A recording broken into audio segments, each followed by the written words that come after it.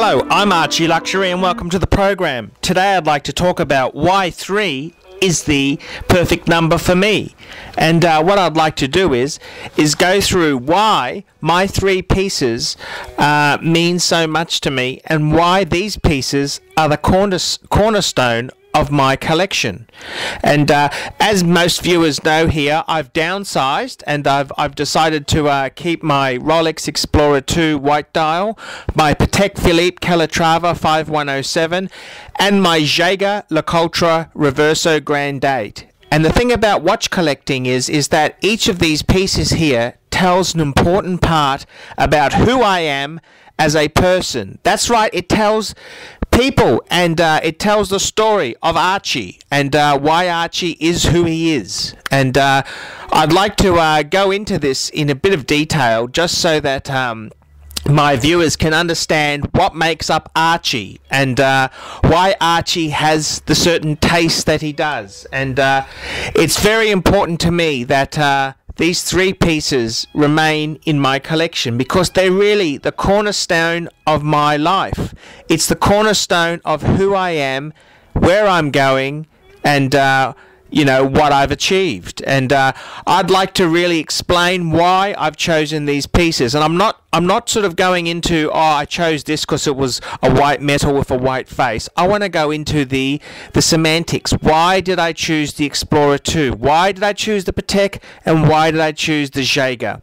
So I'd really like to share this with my viewers, and please give me your feedback. Okay, let's start this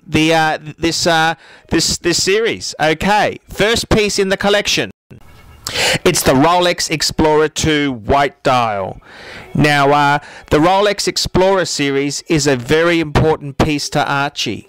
And Archie's first decent piece, he had an Omega Seamaster when he was about 15, and then when he started work, just got his American Express green card, he immediately bought his first Rolex. And that was a Rolex Explorer 1 1016 reference number. And the Rolex Explorer 2, of course, is a very different piece. But what happened is Archie enjoyed his Explorer 1 for many years until he sold it for a huge profit. And Archie did the distasteful thing and went out and immediately used those funds to buy a solid gold 18-carat day date. But once Archie came back to Earth, he realized he really loved the Explorer. And Archie himself, because he became a bit of a wheeler-dealer, he decided to... he started buying pieces, and one piece that he bought very early in the piece was a Rolex Explorer 2 Polar piece. And it's very similar to this Polar piece that Archie's got now. It had the old oyster bracelet, and it was a Holes case, which Archie's a great fan of. And this piece here has got a lot of similarities to Archie's Explorer 2 that he had before.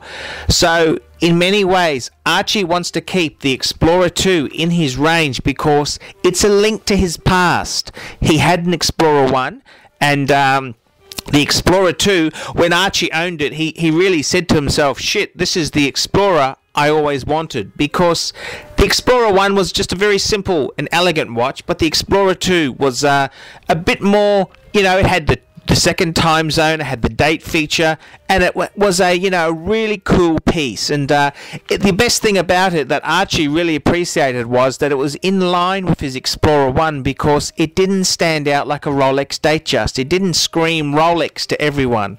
It was quite discreet for a Rolex, and discretion is a big part of Archie's life.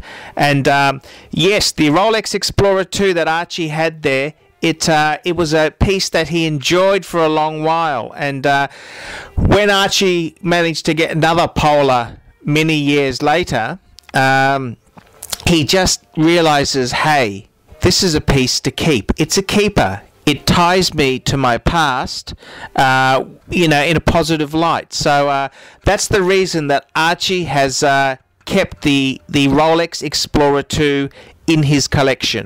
And the beautiful thing about it is it's just It's just probably one of the best bang per buck sports watches on the market today. A Rolex Explorer 2 Polar from the 90s.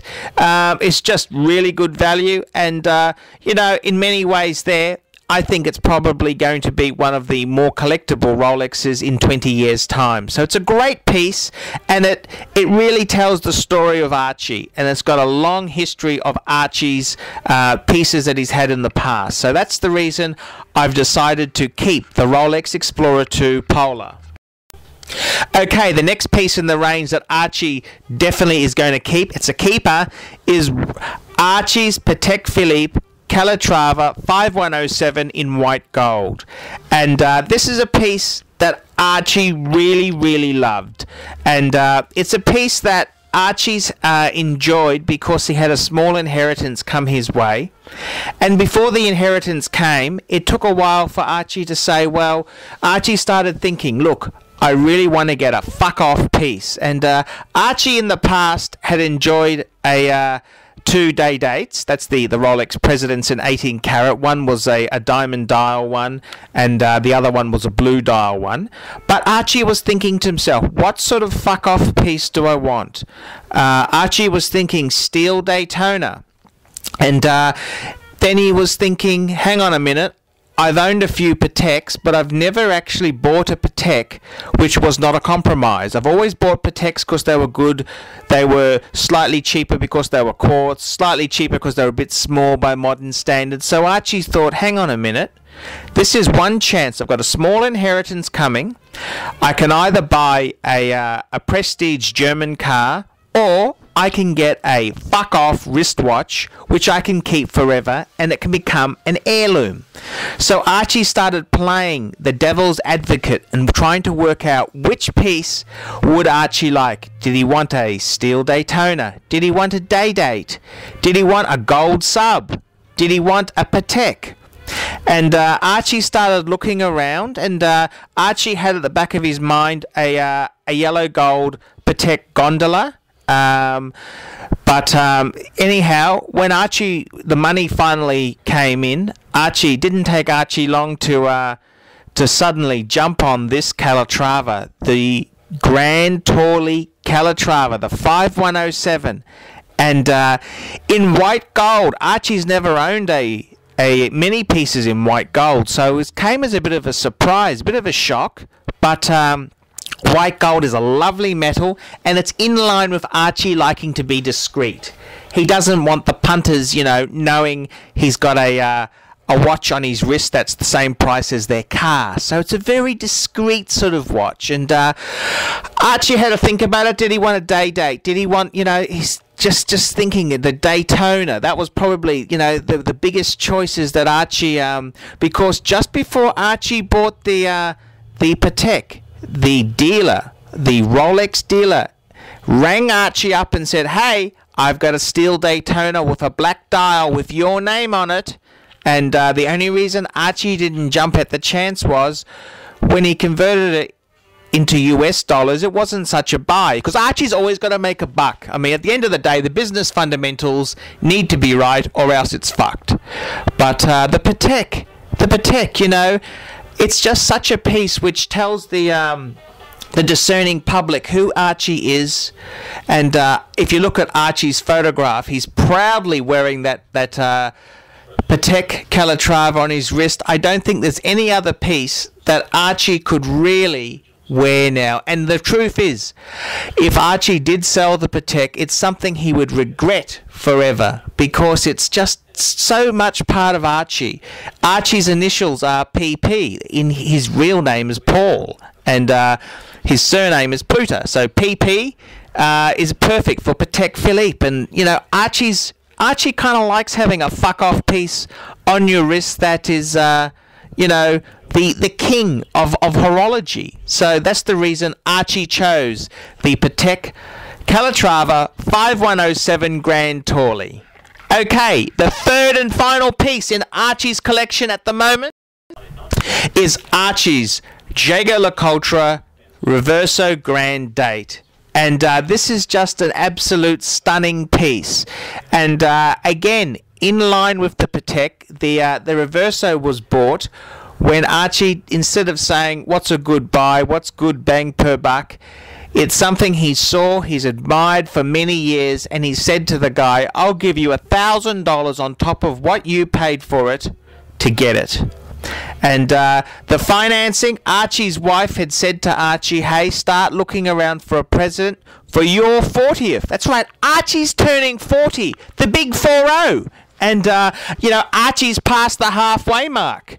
And Archie really, wanted something that's going to mark the occasion, but be something very special. And a Reverso, Grand Tourly is a fantastic piece to get. And it's the Reverso Grand Date. It's a Grand Tourly, and it's just in line with Archie. It's big, it's oversized, but a traditionalist. And that's Archie to a T. So Archie's he's going to get this Reverso for his 40th, which is in October. And Archie thinks, it sort of sets, it's a beautiful piece to have for the milestone of turning 40. And Archie looks back, and the Explorer 2 that he has, well, that sort of marks off when Archie became, he started making money, had a BMW. That's Archie's early 20s. Archie's 30s, where greed was good. This is when Archie was in his 30s. The Patek just sums up, Archie's success in life. And finally, the big 40, Archie's birthday. This watch is given to Archie from Archie's lovely wife. I mean, what else could you get except a Jaeger-LeCoultre Reverso? And it's going to be very hard adding to this collection, because the next piece needs to be equally as good as any of these contenders. So Archie's got a big time ahead of him thinking about what is the next piece to add. But it's probably, Archie's got his 50 in 10 years time, his 50th, and we'll see how it goes there. So that's Archie's thought on it. I'm Archie Luxury, and I hope you've enjoyed this insight into why these three pieces are so important to Archie. I'm Archie Luxury. Tell me what you think.